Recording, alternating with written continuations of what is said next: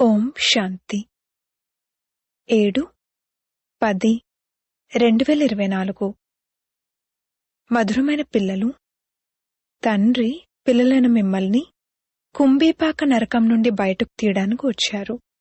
పిల్లలైన మీరు తండ్రికి ఆహ్వానం కూడా దీనికోసమే ఇచ్చారు. ప్రశ్న: పిల్లలైన మీరు చాలా గొప్ప కార్మికులు, అది ఎలా? మీ పనితనం ఏమిటి? జవాబు: పిల్లలను మనం ఎటువంటి పని చేస్తామంటే దాంతో మొత్తం ప్రపంచమంతా కొత్తగా అయిపోతుంది. దానికోసం మనమేమీ ఇటుకలు తట్టలు ఎత్తము, కాని స్మృతియాత్ర ద్వారా కొత్త ప్రపంచాన్ని తయారు చేస్తారు. మనం కొత్త ప్రపంచం యొక్క నిర్మాణాన్ని చేస్తున్నాము అని మనకు సంతోషం ఉంది. మనమే మళ్లీ ఇటువంటి స్వర్గానికి యజమానులుగా అవుతాము. ఓం శాంతి.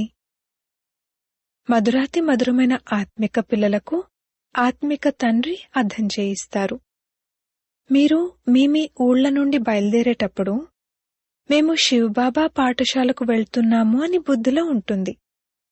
మీరేమీ ఎవరో సాధు సన్యాసులు మొదలైన వారిని దర్శించుకునేందుకు లేక శాస్త్రాలు మొదలైనవి వినేందుకు వస్తారని కాదు.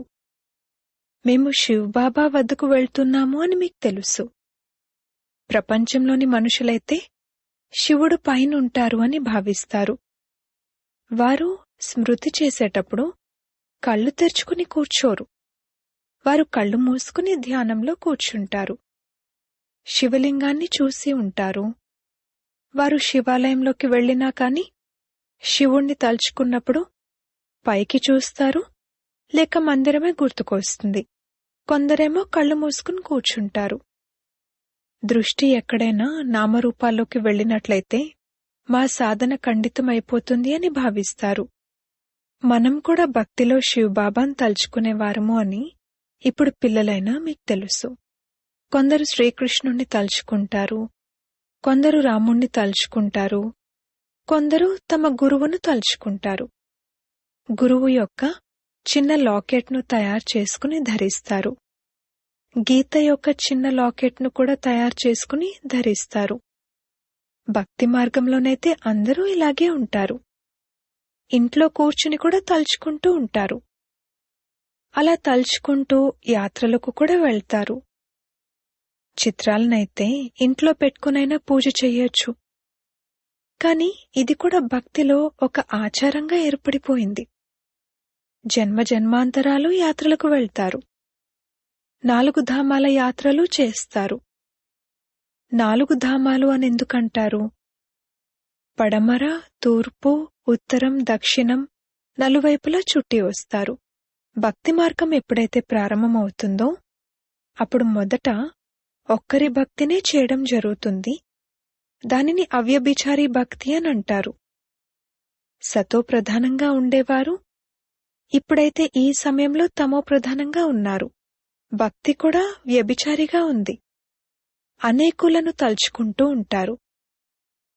తమో ప్రధానమైన పంచతత్వాలతో తయారు చేయబడిన శరీరాన్ని కూడా పూజిస్తూ ఉంటారు. అనగా తమో ప్రధాన తత్వాలను పూజ చేస్తున్నట్లే. కాని ఈ విషయాలను ఎవరూ అర్థం చేసుకోరు. ఇక్కడ కూర్చుని ఉన్నా కాని బుద్ధియోగం ఎక్కడో భ్రమిస్తూ ఉంటుంది. ఇక్కడైతే పిల్లలైన మీరు శివబాబాను కళ్ళు మూసుకుని స్మృతి చేయకూడదు. తండ్రి ఎంతో దూరదేశ నివాసి అని మీకు తెలుసు. వారొచ్చి పిల్లలకు శ్రీమతాన్ని ఇస్తారు.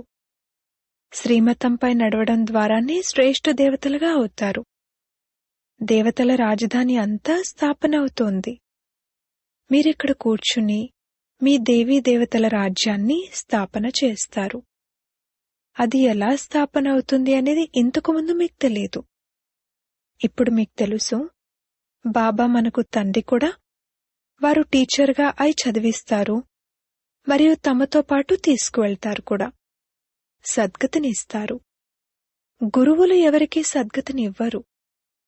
వీరొక్కరే తండ్రి, టీచర్ మరియు సద్గురు అని ఇక్కడ మీకు అర్థం చేయించడం జరుగుతుంది. తండ్రి నుండి వారసత్వం లభిస్తుంది. సద్గురు పాత ప్రపంచం నుండి కొత్త ప్రపంచంలోకి తీసుకువెళ్తారు. ఈ విషయాలన్నింటినీ వృద్ధ మాతలైతే అర్థం చేసుకోలేరు. వారికి ముఖ్యమైన విషయం ఏమిటంటే స్వయాన్ని ఆత్మగా భావిస్తూ శివబాబాను స్మృతి చేయాలి. మనం శివబాబా పిల్లలము. మనకు బాబా స్వర్గ వారసత్వాన్ని ఇస్తారు. వృద్ధ మాతలకు ఇలా సరళ భాషలో అర్థం చేయించాలి. తండ్రి నుండి వారసత్వాన్ని తీసుకోవడం అనేది ప్రతి ఆత్మ యొక్క హక్కు. మృత్యువైతే ఎదురుగా నిలబడి ఉంది. పాత ప్రపంచం మళ్లీ తప్పకుండా కొత్తగా అవ్వనున్నది. కొత్తది మళ్లీ పాతగా అవుతుంది. ఇల్లు తయారవ్వడానికి కొన్ని నెలలే పడుతుంది. అది మళ్లీ పాతగా అవడానికి 100 సంవత్సరాలు పడుతుంది. ఈ పాత ప్రపంచం ఇప్పుడు అంతమవ్వనున్నదని పిల్లలైన మీకు తెలుసు. ఈ యుద్ధం ఏదైతే ఇప్పుడు మొదలవుతుందో అది మళ్లీ 5000 సంవత్సరాల తర్వాత జరుగుతుంది. ఈ విషయాలన్నింటినీ వృద్ధ మాతలు అర్థం చేసుకోలేరు. మరి వారికి అర్థం చేయించడం బ్రాహ్మణీల పని. వారికైతే ఈ ఒక్క మాటే చాలు. స్వయాన్ని ఆత్మగా భావిస్తూ తండ్రిని స్మృతి చేయండి. ఆత్మలైన మీరు పరంధామ నివాసులు. ఇక్కడ మళ్లీ శరీరాన్ని తీసుకుని పాత్రను అభినయిస్తారు. ఆత్మ ఇక్కడ దుఃఖం మరియు సుఖం యొక్క పాత్రను అభినయిస్తుంది. తండ్రి చెప్పే ముఖ్యమైన విషయమేమిటంటే నన్ను స్మృతి చేయండి మరియు సుఖధామాన్ని స్మృతి చేయండి. తండ్రిని స్మృతి చేయడం ద్వారా పాపాలు అంతమైపోతాయి మరియు మళ్లీ స్వర్గంలోకి వస్తారు. ఇప్పుడు ఎవరు ఎంతగా స్మృతి చేస్తారో అంతగా పాపాలు అంతమవుతాయి. వృద్ధ మాతలైతే ఎంతో అలవాటు పడిపోయి ఉన్నారు. సత్సంగాలకు వెళ్లి కథలు వింటారు. వారికి గడియ గడియ తండ్రి స్మృతిని కలిగించాలి. స్కూల్లోనైతే చదివించడం జరుగుతుందే కాని కథలు వినిపించడం జరగదు. భక్తి మార్గంలోనైతే మీరు ఎన్నో కథలు విన్నారు, కాని దానివల్ల ఎటువంటి లాభమూ కలగదు. అశుద్ధమైన ప్రపంచం నుండి కొత్త ప్రపంచంలోకి వెళ్లలేరు. మనుషులకు రచయితైన తండ్రి గురించి గాని అలాగే రచన గురించి గాని తెలీదు. మాకు తెలీదు అని అంటూ ఉంటారు. మీక్కూడా ఇంతకుముందు తెలీదు. ఇప్పుడు మీరు భక్తి మార్గాన్ని బాగా తెలుసుకున్నారు. ఇళ్లల్లో కూడా చాలా మంది వద్ద విగ్రహాలుంటాయి. చిత్రమైతే అదే. కొందరు పతులు తమ పత్నితో ఇలా అంటారు, నీవు ఇంట్లో విగ్రహాన్ని పెట్టుకుని పూజించు, బయటకు వెళ్ళేందుకు భ్రమిస్తావు. కాని వారికి భావన ఉంటుంది. తీర్థయాత్రలు చేయడమనగా భక్తి మార్గపు ఎదురుదెబ్బలు తినడమేనని ఇప్పుడు మీరు అర్థం చేసుకున్నారు. అనేకసార్లు మీరు 84 జన్మల చక్రంలో తిరిగారు. సత్యత్రేతాయుగాల్లోనైతే ఎటువంటి యాత్రలు ఉండవు. అక్కడ ఎటువంటి మందిరాలు మొదలైనవి ఉండవు. ఈ యాత్రలు మొదలైనవన్నీ భక్తి మార్గంలోనే ఉంటాయి. జ్ఞాన మార్గంలో ఇవన్నీ ఉండవు. దానిని భక్తి అంటారు. జ్ఞానాన్ని ఇచ్చేవారైతే ఒక్కరు తప్ప ఇంకెవ్వరూ ఉండరు. జ్ఞానం ద్వారానే సద్గతి లభిస్తుంది.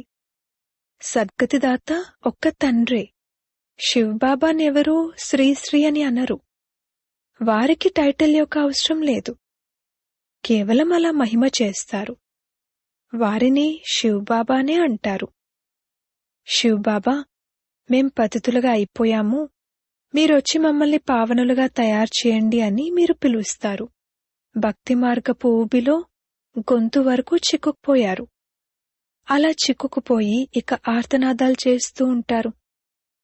విషయ వాసనల ఊబిలో పూర్తిగా చిక్కుకుపోతారు. మెట్లు దిగుతూ చిక్కుకుపోతారు. ఇదెవరికీ తెలీదు.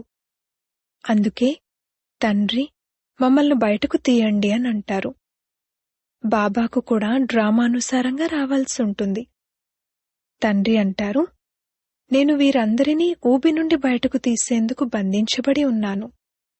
దీనిని కుంభీపాక నరకమనంటారు, రౌరవ నరకమని కూడా అంటారు. ఇది తండ్రి కూర్చుని అర్థం చేయిస్తారు. వారికివేవీ తెలియవు. మీరు తండ్రికి ఎటువంటి ఆహ్వానాన్ని ఇస్తారో చూడండి. ఆహ్వానం అనేది ఏదైనా వివాహం మొదలైన వాటికి ఇవ్వడం జరుగుతుంది. మీరంటారు, ఓ పతిత పావన బాబా, ఈ పతిత ప్రపంచంలోకి, రావణుని పాత ప్రపంచంలోకి రండి. మనం ఇందులో గొంతు వరకు చిక్కుకునున్నాము. తండ్రి తప్ప ఇంకెవరూ దీని నుండి బయటకు తీయలేరు.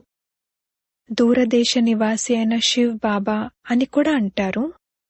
ఇది రావణుని దేశము. అందరి ఆత్మ తమోప్రధానంగా అయిపోయింది. అందుకే మీరొచ్చి పావనంగా తయారు చేయండి అని పిలుస్తారు కూడా. పతిత పావన సీతారాం అని ఇలా గానం చేస్తూ అరుస్తూ ఉంటారు.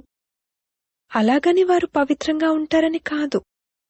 ఈ ప్రపంచమే పతితమైనది. ఇది రావణ రాజ్యం.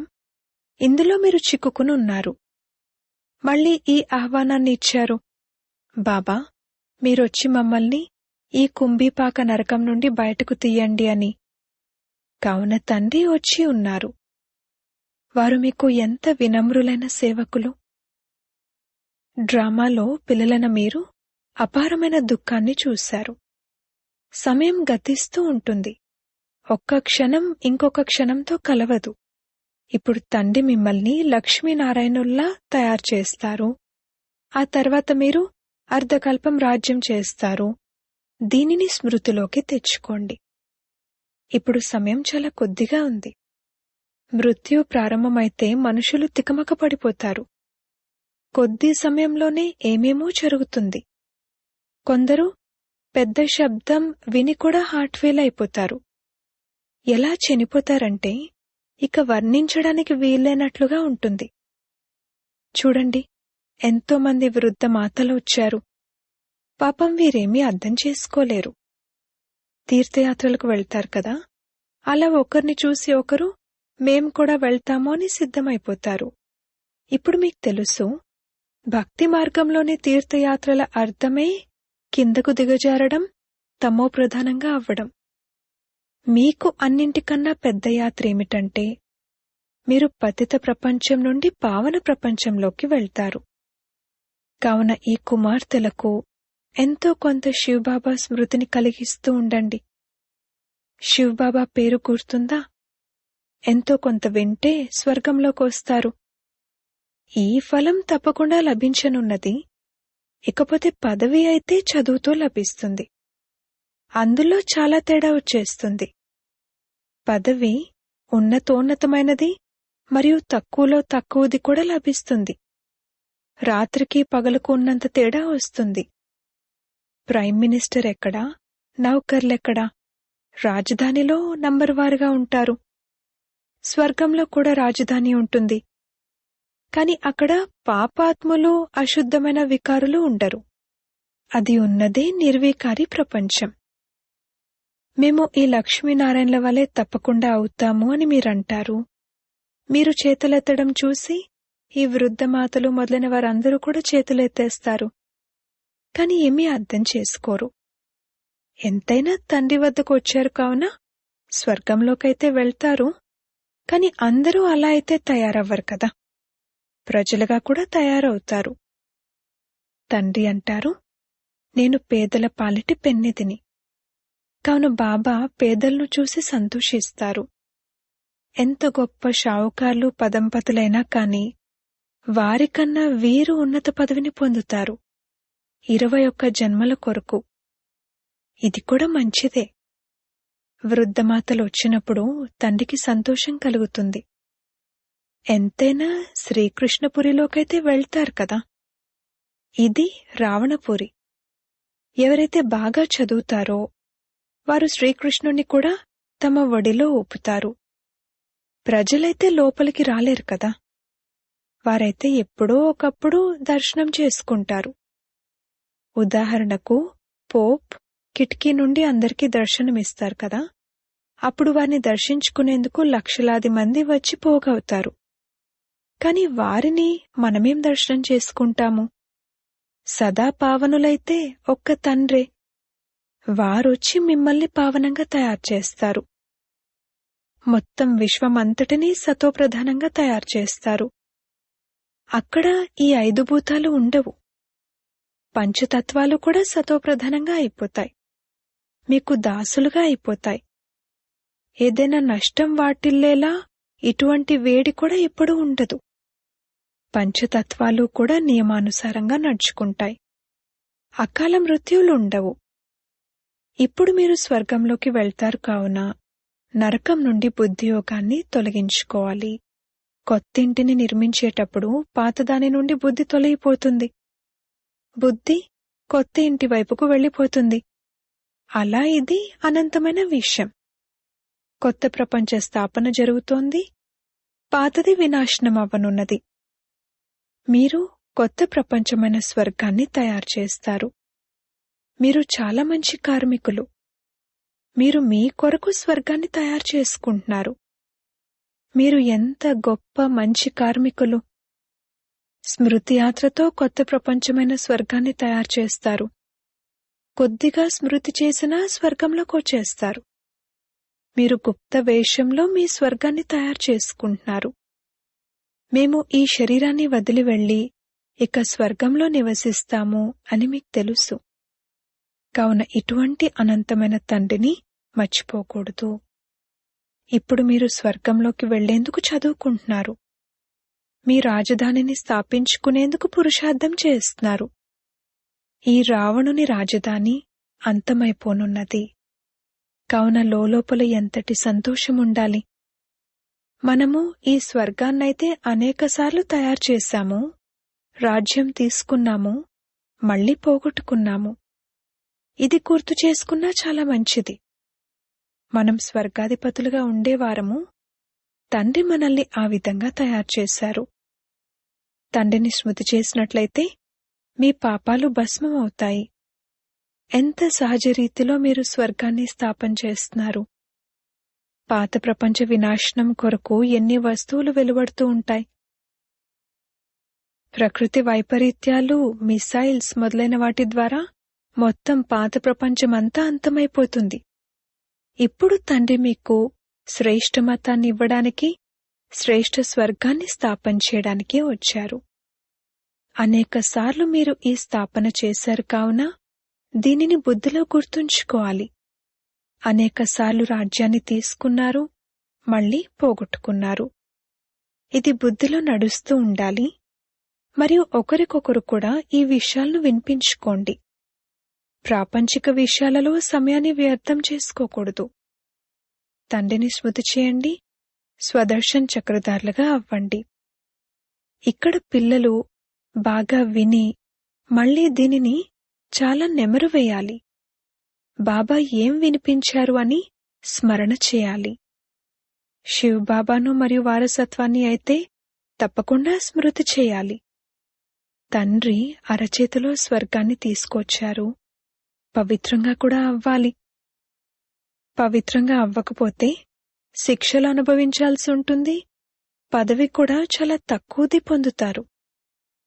స్వర్గంలో ఉన్నత పదవిని పొందాలంటే చాలా బాగా ధారణ చేయండి. తండ్రి మార్గమైతే ఎంతో సహజమైనది తెలియజేస్తారు.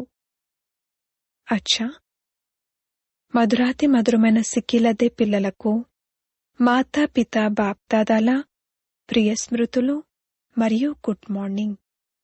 ఆత్మిక పిల్లలకు ఆత్మిక తండ్రి నమస్తే.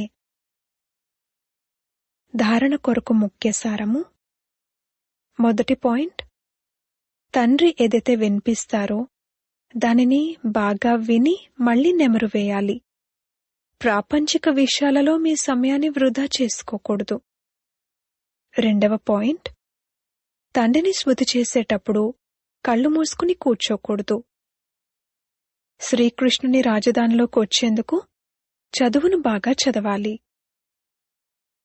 వరదానము: మనసు బుద్ధిని జంజాటాల నుండి దూరం చేసి మిలన మేళాను జరుపుకునే జంజాటాల నుండి ముక్త్ భవ.